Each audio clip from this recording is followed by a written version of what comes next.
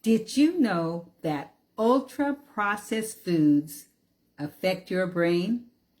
Hi, I'm Bernice Hunt, and I am a brain health specialist.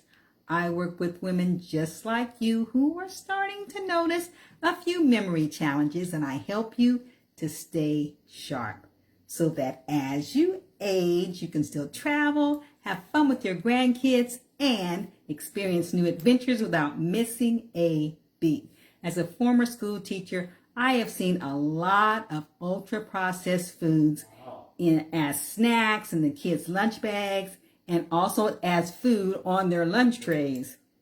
And sometimes I just couldn't help myself and I just had to say, do you know that that's not good for your brain? Hey, have you missed me?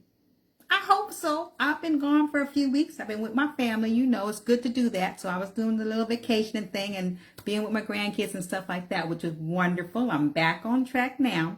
And so I wanted to continue with what I was talking about a few weeks ago, and that was ultra-processed food. So did you see the video I did a few weeks ago? It talked about how researchers are finding out that ultra-processing is not a good thing.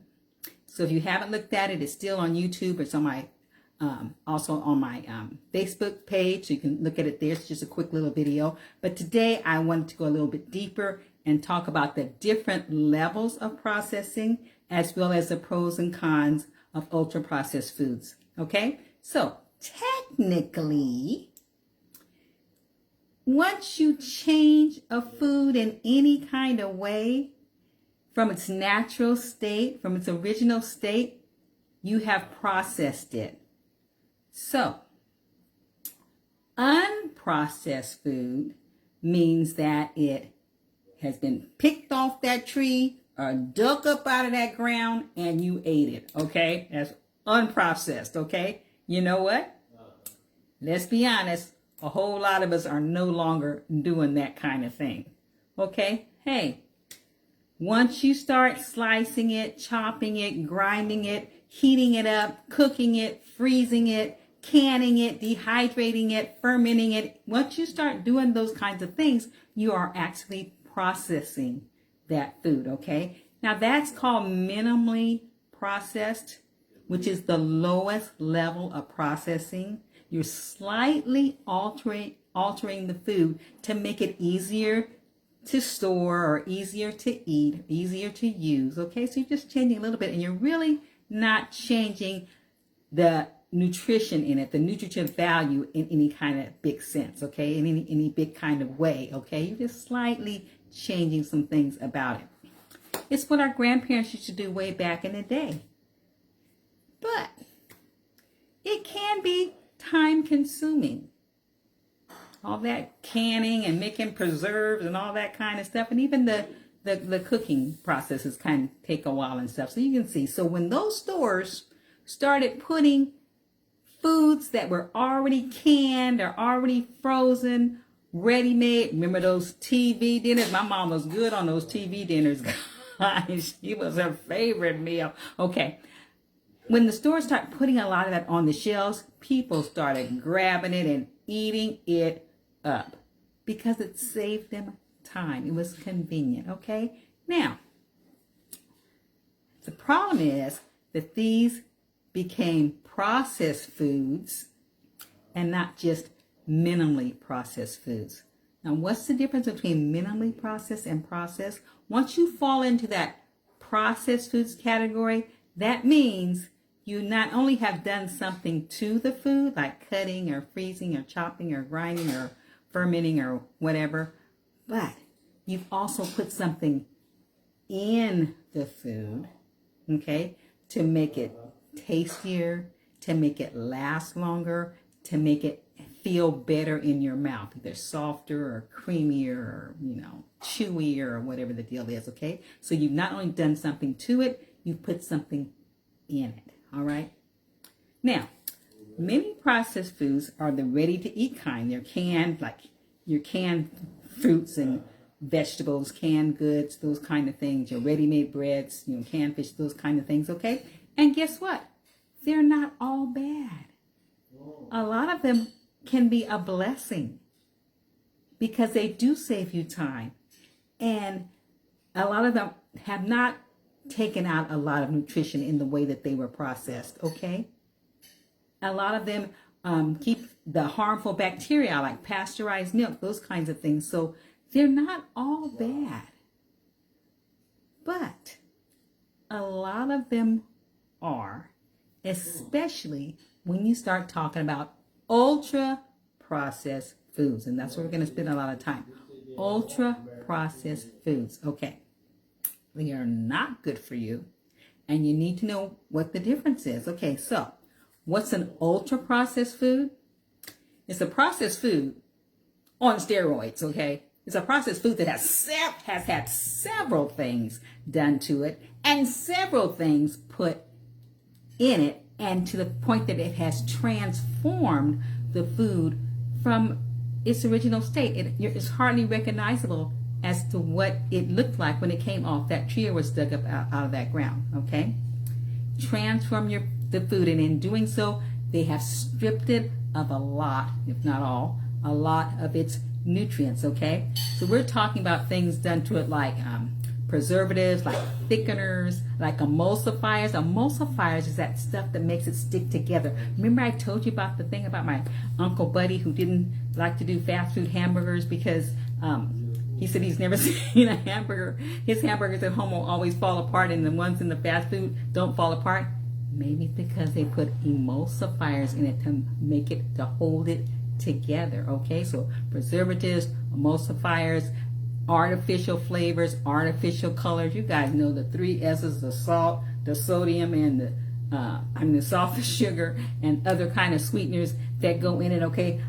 Unhealthy fats and oils, a lot of stuff in there to make these changes that they want to have that will pull you toward that food, okay? And guess what? Experts are telling us, they're estimating that 7 out of 10 foods that you find on grocery shelves are ultra processed, hardly recognizable as food. Okay? So that's why we have to be proactive, and we have to be very, very careful, because researchers are now convinced that ultra processed foods negatively affect your brain. We're talking about increasing your risk of cognitive decline, increasing the risk of strokes, mental illnesses, addictive cravings for the wrong kinds of things that, you get on that cycle and you just can't get off it, and you end up eating lots and lots and lots of non-nutritive food because you're addicted to that certain kind. Y'all know what I'm talking about, because you're addicted to that kind of thing, okay? Even some experts are even calling it a disorder when you're just stuck on ultra processed foods, okay? And think about your kids. If you're honest with yourself, you take the kids these days and the kids 20 years ago, a lot of them have a lot more emotional problems and emotionality going on. They are a lot more impulsive. They have a lot more mental issues, guys. Is there a connection? And those Takis, which is school, they're just all over the place. At the schools, those Takis, they're those hot Cheeto type of things or whatever. MSG all running through it. And they said there is more food dye in there than there is real chili pepper. They eat them because they're, I guess, hot or whatever, but they're eating artificial stuff and artificial flavorings and colorings and all that kind of stuff, guys. Okay, let me get off that. All right, so what are you going to do? What I call go old school. I call it back to the future. As much as possible, you need to get into the habit, I shouldn't say need to, you might want to get into the habit of doing your own processing as much as you can, even when it comes down to chopping up your food. Do you know those carrots, the little carrots that they have in little packages that are already peeled and cut, baby carrots, whatever they call them? Them things those things are processed, and they've been stripped so much that they're sitting there and they're losing nutrients The oxidation is just they're losing the food value that they originally had. You know, pre-chopped broccolis and stuff like that. If it's not frozen, you know, you need to take a look at that. Okay, so do as much processing as you can. Go old school with that. Read the labels on things. If what you're reading is not in your pantry, or you can't put that ingredient in your pantry, you need to rethink that about if you should be actually purchasing this food, okay? Especially if it's frozen. They have a lot of frozen meals now that you could make at home and freeze yourself. That have a lot of things in there in the frozen food section that you really don't need to be eating or giving to your children, okay?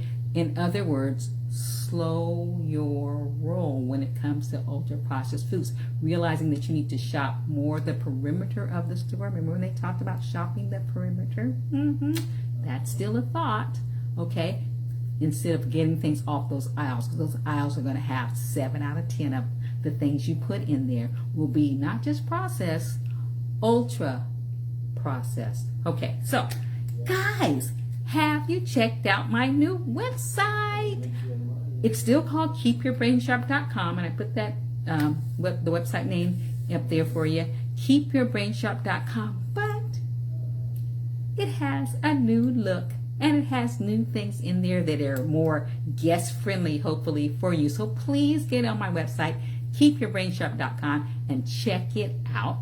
There's freebies in there included also on my website for you, because your brain's destiny is in your hands.